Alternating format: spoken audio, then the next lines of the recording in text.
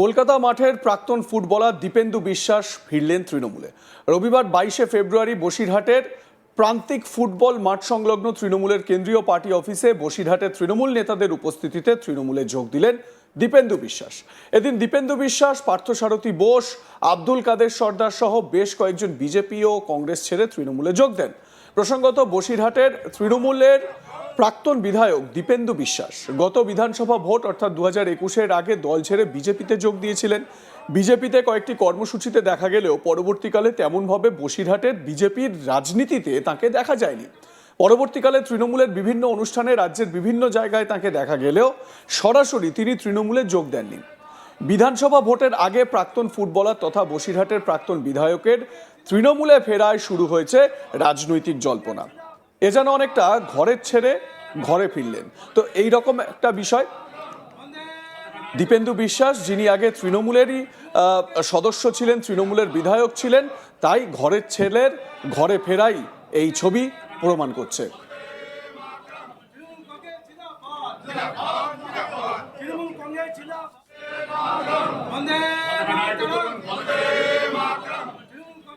তৃণমূল কংগ্রেসে পুনরায় যোগদান করে কি মনে হচ্ছে দীপেন্দু বিশ্বাসের, কতটা আত্মবিশ্বাসী তিনি, শুনুন।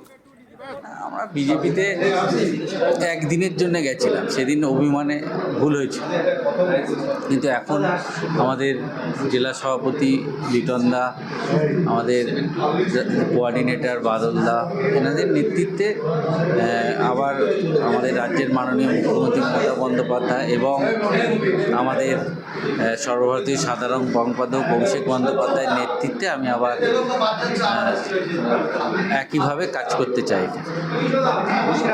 বিধানসভা পাশাপাশি 7টি বিধানসভা আছে, 7টি বিধানসভার কোনো জায়গা থেকে যদি দীপেন্দু বিশ্বাসকে প্রতিদ্বন্দ্বিতা করতে দেওয়া হয়, যেটার বিষয়ে কতটা এই বিষয়ে ভাবছি না। আমরা দলে জয়েন করেছি, দলের হয়ে কাজ করতে চাই এবং এখানকার নেতৃত্বর সাথে থেকে বসিরহাট দক্ষিণের আগে ধরুন 2014 সাল থেকে 21 সাল অবধি আমরা কাজ করেছি। যে উন্নয়ন আমাদের মাননীয় মুখ্যমন্ত্রী করেছেন, সেই উন্নয়ন আরও হোক বসিরহাটের, এটাই চাই।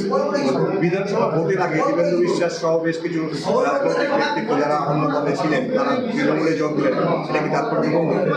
অবশ্যই ভালো হবে, দলের শক্তিশালী হবে। আমরা এ বিষয়ে বসিরহাট সাংগঠনিক জেলা তৃণমূল সভাপতি বুরহানুল মুকাদ্দিম লিটন বলেন, অনেকেই যোগদান করার ব্যাপারে আবেদন জানিয়েছিলেন, কিন্তু উচ্চ নেতৃত্বের পাঠানো তালিকা ধরেই এই যোগদান করানো হলো। আগামী দিনে আরও অনেকেই দলে যোগদান করবেন। দলে যোগদানকারীদের স্বাগত জানাই। আগামী দিনে এদেরকে সঙ্গে নিয়ে বিজেপিকে পর্যদস্ত করব এবং জেলার 60টি আসনই দলনেত্রী মমতা ব্যানার্জি ও দলের সেনাপতি অভিষেক ব্যানার্জিকে উপহার দেব। তৃণমূল নেতা বুরহানুল মুকাদ্দিম লিটন কি বলছেন, শুনুন। আমরা আজকে আমাদের মধ্যে যারা এই যোগদান পর্বে অনুষ্ঠান যোগদান করতে চলেছে, আপনাদের সবার পরিচিত মুখ। একসময় আমাদের বসিরহাট দক্ষিণে উনি বিধায়ক ছিলেন, সর্বোপরি ভারতবর্ষের প্রখ্যাত খেলোয়াড় দীপেন্দু বিশ্বাস। উনি আজকে আমাদের মধ্যে দলের পতাকা গ্রহণ করবেন। তিনি এই যোগদান পর্ব অনুষ্ঠানে সামিল হয়েছেন। আরেকজন বিশেষ ব্যক্তিত্ব পার্থসারথী বোস, যাকে আমরা কাবাগদা নামে চিনি। একসময় তিনি এই মিউনিসিপ্যালিটির চেয়ারম্যান ছিলেন, ভাইস চেয়ারম্যান ছিলেন, এবং তৎসহ আমাদের কাছে এই মুহূর্তে এই জেলার আরও 27 জন জনপ্রতিনিধি রানিং, যারা কেউ জিপি মেম্বার, কেউ পঞ্চায়েত সমিতির মেম্বার, এই জেলার বিভিন্ন ব্লক থেকে তারা দলে এই যোগদান পর্ব অনুষ্ঠানে উপস্থিত হয়েছেন। এবং বিশেষ করে দেখা অনেকেই আজকের এই যোগদান পর্বে আমাদের কাছে আবেদন জানিয়েছিলেন। উচ্চ নেতৃত্ব যেমনভাবে আমাদের কাছে তালিকা ধরিয়ে দিয়েছেন, আমরা সেই অনুযায়ী আজকের প্রাথমিক পর্যায়ের এই যোগদান পর্বের অনুষ্ঠানটা আমরা সম্পন্ন করার লক্ষ্যে এগিয়ে চলেছি। আগামী দিন আমাদের কাছে আরো বড় বড় টার্গেট আছে।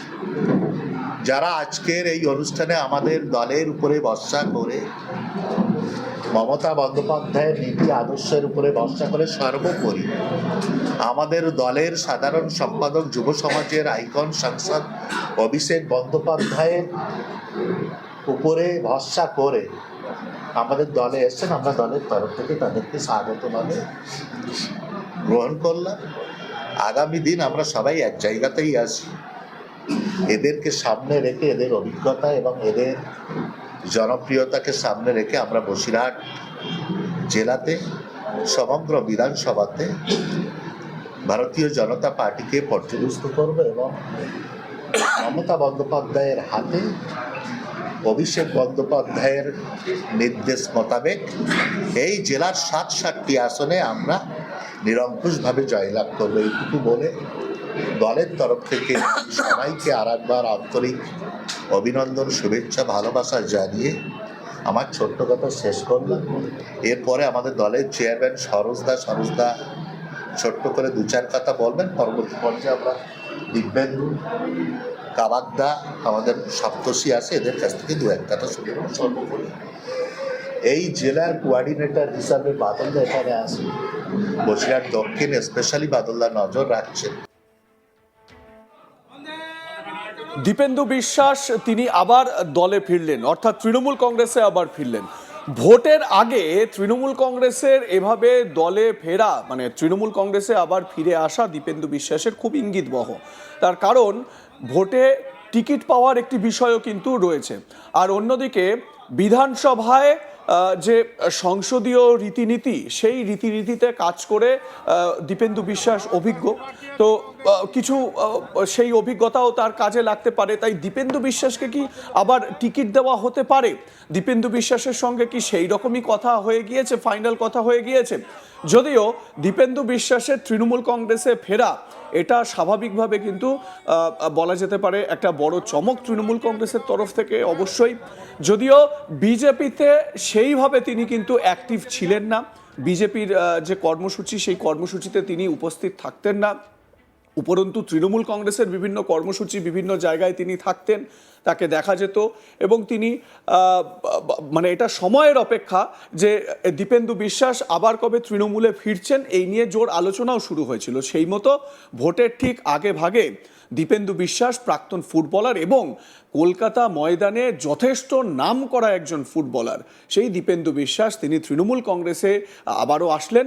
অন্তত এটা বলা যেতে পারে যে তিনি টিকিট পাওয়ার দৌড়ে অনেকটা এগিয়ে গেলেন, পরিষ্কার। আপনাদের মতামত জানান, দেখতে থাকুন আজ তাক বাংলা, সাবস্ক্রাইব করুন ইউটিউব চ্যানেলটি।